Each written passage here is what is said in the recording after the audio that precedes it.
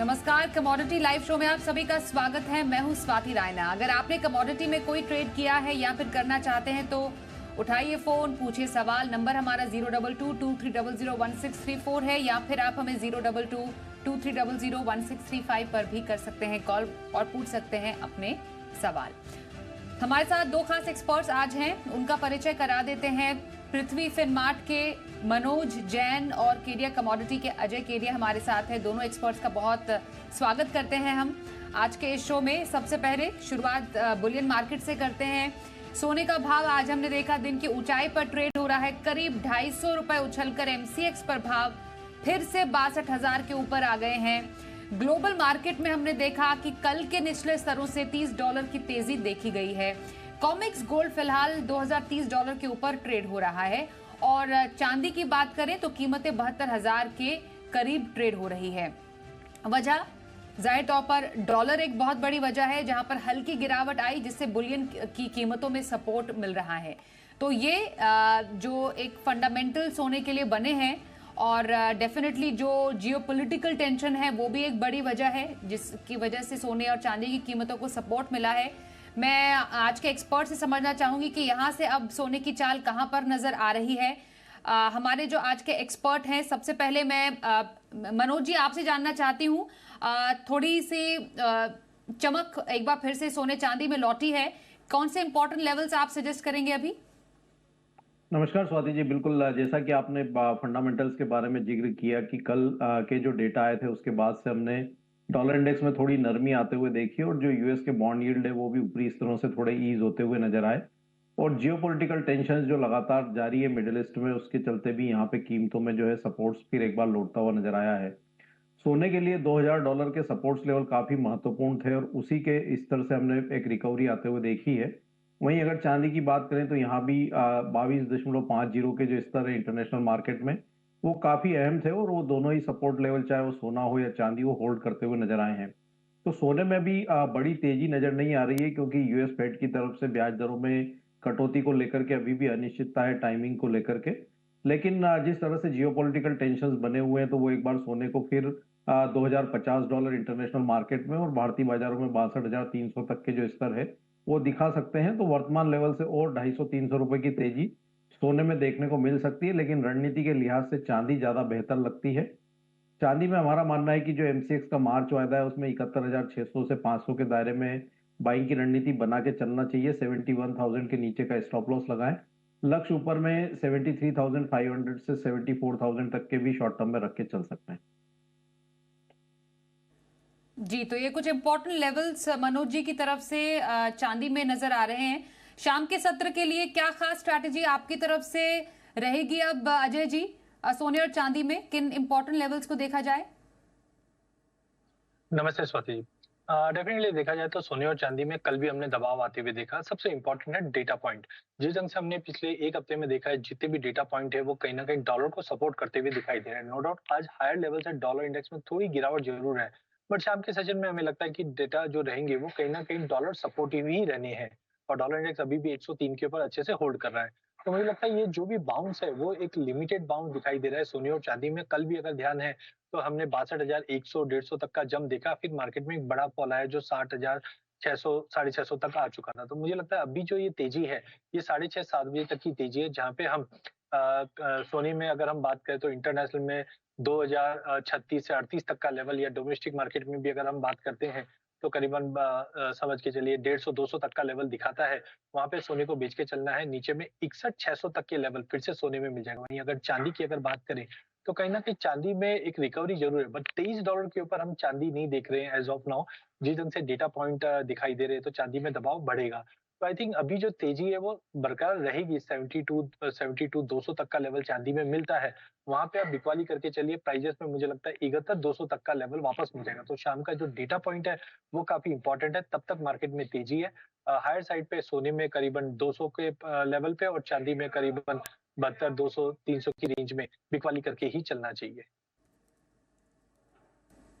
बिल्कुल, तो ये कुछ इंपॉर्टेंट लेवल्स हुए और स्ट्रैटेजी हुई सोने और चांदी में हमारे दोनों ही एक्सपर्ट्स की तरफ से। आपको क्या करना चाहिए ये हमारे एक्सपर्ट्स ने आपको बताया। क्या हाल रहा है कच्चे तेल का, उसको भी जरा समझ लेते हैं और देख लेते हैं यहाँ पर किस तरीके का ट्रेंड हमें देखने को मिल रहा है। तो कच्चे तेल में हमने देखा फिर से हल्की तेजी लौटी है और जो दाम है वो ब्रेंट जो है वो खासतौर पर $79 के ऊपर ट्रेड हो रहा है। घरेलू बाजार में जो भाव है 6200 के करीब है। कच्चे तेल के फंडामेंटल्स को भी अब समझ लेते हैं। यूएस में साप्ताहिक स्टॉक में गिरावट जो आई, पिछले हफ्ते स्टॉक 25 लाख बैरल घटा, ये एक बड़ी वजह है। नॉर्थ डकोटा में खराब मौसम से उत्पादन प्रभावित होने की आशंका के चलते ये बड़ी डेवलपमेंट देखने को मिली है। नॉर्थ डकोटा में 40% आउटपुट प्रभावित इससे हुआ है। और EIA के मुताबिक इस साल यूएस में रिकॉर्ड उत्पादन का अनुमान भी है। ये कुछ रिपोर्ट्स हैं जो कि स्ट्रॉन्ग फंडामेंटल्स के तौर पर उभरी है, खासतौर पर कच्चे तेल के लिए। दूसरी ओर तीनों बड़ी एजेंसी जो है, एनर्जी एजेंसी है, उन्होंने क्रूड पर अपने मांग अनुमान को बढ़ा दिया है। जो ओपेक है, IEA है और EIA है, इन्होंने जो 2024 की ग्लोबल डिमांड पर रिपोर्ट जारी की है और तीनों एजेंसियों ने ही इस साल मांग में सुधार की उम्मीद भी जताई है। और जो IEA है उसको तो रोजाना मांग 12.4 लाख बैरल बढ़ने की भी उम्मीद है।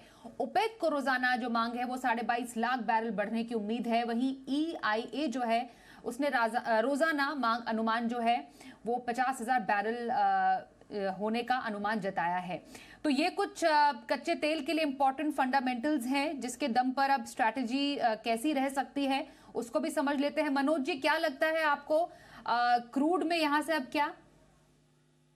बिल्कुल, जो आपने फंडामेंटल्स का जिक्र किया उसी के चलते हमने कच्चे तेल में पिछले 2 सेशन में रिकवरी देखी है। लेकिन हम दूसरी साइड जो देखें तो वहां पे चाइना की डिमांड को लेकर के अभी भी कंसर्न्स है। डॉलर इंडेक्स में मजबूती है और मिडिल ईस्ट के टेंशन के बाद भी हमने उतनी बड़ी तेजी यहाँ पे कच्चे तेल में बनते हुए नहीं देखी है। यूएस में कल इन्वेंट्री में गिरावट जरूर देखने को मिली थी, लेकिन हम देख रहे हैं कि जो गैसोलीन और जो डिस्टिलेट है उनके स्टॉक में लगातार बढ़ोतरी देखने को मिली है और यूएस के जो प्रोडक्शन है वो भी रिकॉर्ड लेवल्स पर पहुंचते हुए नजर आए हैं। तो कहीं ना कहीं ऊपरी लेवल्स पर फिर एक बार यहाँ रेजिस्टेंस बनता हुआ नजर आएगा। 6200 210 के आसपास के भाव मिले तो फेब्रुवरी कॉन्ट्रैक्ट में बिकवाली करके चलना चाहिए। 6284 का स्टॉप लॉस लगाए, लक्ष्य 6100 से 6080 तक का नीचे में रखा जा सकता है। तो थोड़े ऊपरी स्तर मिले शाम के सत्र में तो वहां पे बिकवाली की रणनीति बना के चलना। ओके, तो ये रही कच्चे तेल पर, माफ कीजिए, स्ट्रैटेजी मनोज जी की तरफ से।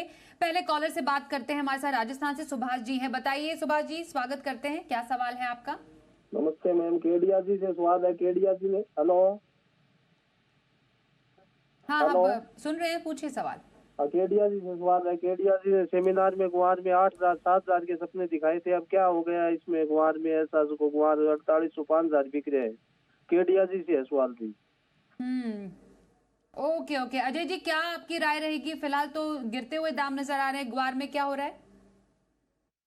बिल्कुल, अक्टूबर में जो सेमिनार था, जब हमने कहा भी था कि प्राइजेस नीचे में 5300-5400 का एक पेस बनाता हुआ दिखाई देगा एंड स्लोली एंड स्टेडीली ये ऊपर जाएंगे। हमने देखा कैश क्रंचेस की वजह से सभी एग्री के अंदर अक्टूबर, नवंबर, दिसंबर हमने गिरावट आती हुई देखी, लेकिन गवार अभी भी स्टेबल खड़ा है, 5300 के नीचे बिल्कुल नहीं जा पा रहा है और ना ही 5650-5700 के ऊपर सस्टेन कर पा रहा है। बट जिस ढंग से हम देख रहे हैं कैरी ओवर स्टॉक काफी कम है। अराइवल्स अगर हम देखें तो पिछले 1-1.5 महीने में काफी कम हो चुके हैं। चूरी कौरमा की डिमांड धीरे धीरे बढ़ रही है, बट अभी कैश क्रंचेस की वजह से कोई भी एग्री में कोई बड़ा चाल नहीं आ पा रहा है। बट बिल्कुल जैसे मैंने सेमिनार में भी कहा था कि 2024 का आउटलुक लेके चलते हैं तो फेज मैनर में 6100, 6600, 7200 स्लो एंड स्टडीली मूव करेगा। बट टाइमिंग हमें लगता है 5300 से लेकर 5750 का जो दायरा है, इसी दायरे में रहेगा। यहाँ से डाउन साइड बहुत लिमिटेड है या ना के बराबर है। तो मेरी सलाह रहेगी यहाँ पे शॉर्ट की सलाह बिल्कुल भी नहीं है। अगर मिलता है 5300-5400 की रेंज में तो जमा करके चलना चाहिए। 5650, 5850 जैसे जैसे तोड़ेगा मार्केट स्लोली एंड स्टेडीली ऊपर की तरफ ही जाएंगे। हमने बाकी कमोडिटीज में भी देखा कि कैश क्रंचेस की वजह से मार्केट रुक सा गया है। बट गवार के फंडामेंटल मुझे नहीं लगता कोई बहुत ही ज्यादा खराब है कि यहाँ से 2-5 हजार रुपए टूट जाए, वैसी कोई सिचुएशन नहीं लग रही है। तो बेटर है इनको थोड़ा वेट एंड वॉच रखना चाहिए। बट हाँ, मार्च तक की बात करें तो slowly and steadily market upside trigger करता हुआ दिखाई देगा।